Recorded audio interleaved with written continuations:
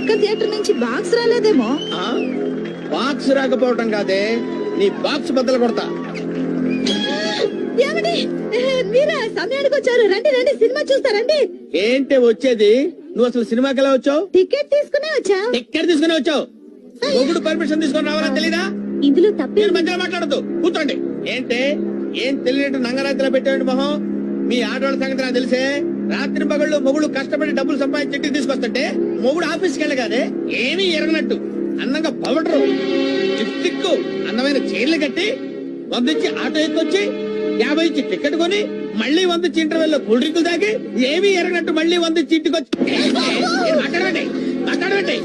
ఇలా పిచ్చి పిచ్చి పనులు చేస్తున్నామంటే మీ ఆడవాళ్ళకి అధిక తెలియదట్లు నరికేస్తాను స్త్రీ జాతిని.